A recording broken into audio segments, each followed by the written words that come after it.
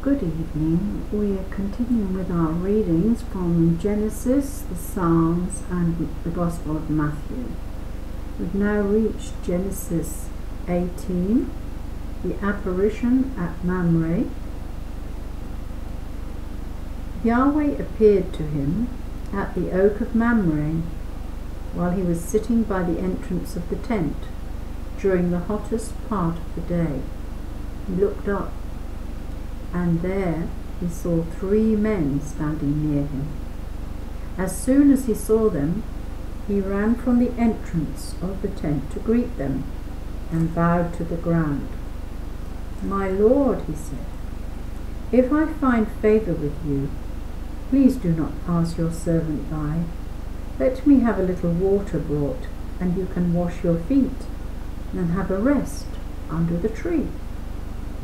Let me fetch a little bread, and you can refresh yourselves before going further. Now that you've come in your servant's direction," they replied, "do as you say." Abraham hurried to the tent and said to Sarah, "Quick, knead these 3 measures of best flour and make loaves." Then running to the herd, Abraham took a fine and tender calf and gave it to the servant, who hurried to prepare it. Then taking curds, milk, and the calf which had been prepared, he laid all before them, and they ate while he remained standing near them under the tree. "Where is your wife Sarah?" they asked him. "She is in the tent," he replied. And then his guest said, "I shall come back to you next year, and then your wife Sarah will have a son." Sarah was listening at the entrance of the tent behind him. Now Abraham and Sarah were old, well on in years, and Sarah had ceased to have her monthly periods. So Sarah laughed to herself, thinking, "Now that I'm past the age of childbearing and my husband is an old man, is pleasure to come my way again?" But Yahweh asked Abraham, "Why did Sarah laugh and say, 'Am I really going to have a child now that I'm old?' Nothing is impossible for Yahweh. I shall come back to you at the same time next year, and Sarah will have a son." Sarah said, "I did not laugh," lying because she was afraid. But he replied, "Oh yes, you did laugh." Abraham intercedes for Sodom. From there the men set out and arrived within sight of Sodom, with Abraham accompanying them to speed them on their way. Now Yahweh had wondered, "Shall I conceal from Abraham what I am going to do? As Abraham will become a great and powerful nation, and all nations on earth will bless themselves by him. For I've singled him out to command his sons and his family after him, to keep the way of Yahweh by doing what is upright and just, so that Yahweh can carry out for Abraham what he has promised him." Then Yahweh said, "The outcry against Sodom and Gomorrah is so great, and their sin is so grave, that I shall go down and see whether or not their actions are at all as the outcry reaching me would suggest. Then I shall know." While the men left there and went to Sodom, Yahweh remained in Abraham's presence. Abraham stepped forward and said, "Will you really destroy the upright with the guilty? Suppose there are 50 upright people in the city. Will you really destroy it? Will you not spare the place for the sake of the 50 upright in it? Do you not think of doing such a thing? to put the upright to death with the guilty, so that upright and guilty fare alike? Is the judge of the whole world not to act justly?" Yahweh replied, "If I find 50 upright people in the city of Sodom, I shall spare the whole place because of them." Abraham spoke up and said, "It is presumptuous of me to speak to the Lord. I am dust and ashes. Suppose the 50 upright were 5 short. Would you destroy the whole city because of 5? No, he replied. I shall not destroy it if I find 45 there. Abraham persisted and said, Suppose there are 40 to be found there. I shall not do it, he replied, for the sake of 40. Abraham said, I hope the Lord will not be angry if I go on. Suppose there are only 30 to be found there. I shall not do it, he replied, if I find 30 there. He said, It is presumptuous of me to speak to the Lord. Suppose there are only 20 there. I shall not destroy it, he replied, for the sake of 20. He said, I trust my Lord will not be angry if I speak once more. Perhaps there will only be 10. I shall not destroy it, he replied, for the sake of the 10. When he had finished talking to Abraham, Yahweh went away, and Abraham returned home. The word of the Lord. Thanks be to God. We're going to continue with the Psalms.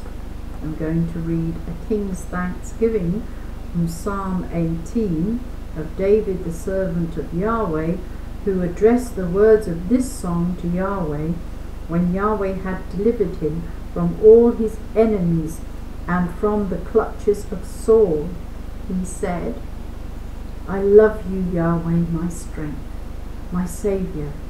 You have saved me from violence.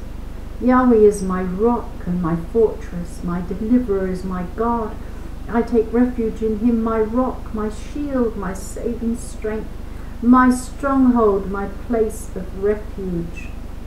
I call to Yahweh, who is worthy of praise, and I am saved from my foes. With death's breakers closing in on me, Belial's torrents ready to swallow me, Sheol's snares every side of me, death's traps lying ahead of me. I called to Yahweh in my anguish. I cried for help to my God. From his temple he heard my voice. My cry came to his ears. Then the earth quaked and rocked. The mountain's foundations shuddered. They quaked at his blazing anger. Smoke rose from his nostrils, from his mouth devouring fire. Coals were kindled at it. He parted the heavens and came down. A storm cloud underneath his feet. Riding one of the winged creatures, he flew, soaring on the wings of the wind. His covering he made the darkness, his pavilion dark waters and dense cloud. The brightness lit up before him, hail and blazing fire. Yahweh thundered from heaven. The Most High made his voice heard. He shot his arrows and scattered them. He hurled his lightning and routed them. The very springs of ocean were exposed. The world's foundations were laid bare at your roaring, Yahweh, at the blast of breath from your nostrils. You reached down from on high, snatched me up, pulled me from the watery depths, rescued me from thy mighty foe, from my enemies who were stronger than I. They assailed me on my day of disaster, but Yahweh was there to support me. He freed me, set me at large, he rescued me because he loves me.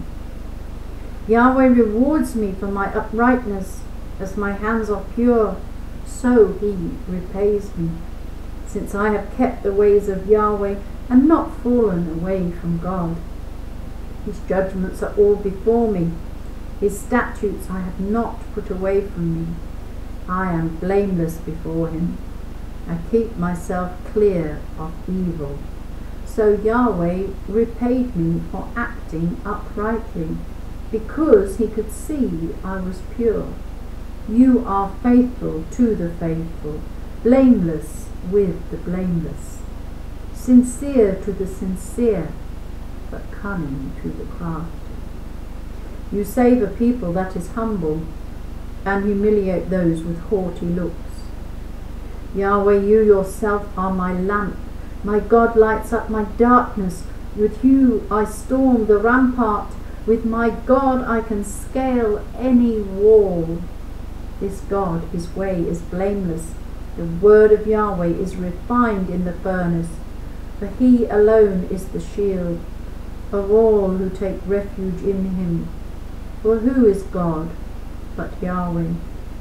Who is rock but our God? This God who girds me with strength, who makes my way free from blame, who makes me as swift as a deer and sets me firmly on the heights, and who trains my hands for battle, my arms to bend a bow of bronze. You give me your invincible shield.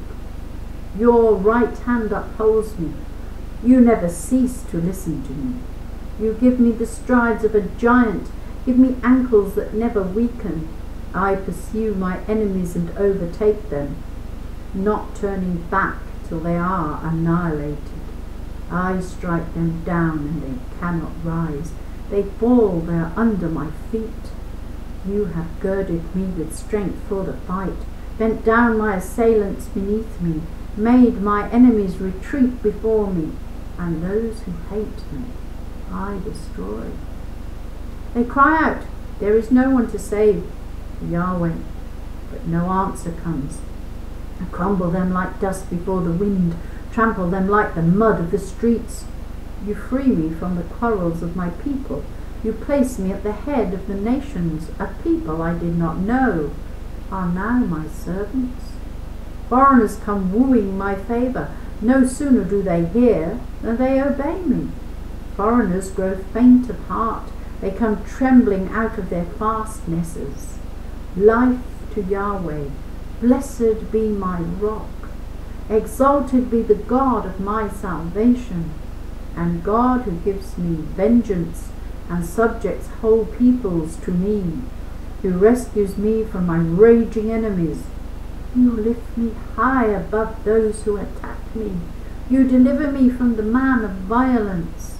For this I praise you, Yahweh, among the nations, and sing praise to your name. He saves his king time after time, displays his faithful love for his anointed, for David and his heirs forever. The word of the Lord. Thanks be to God.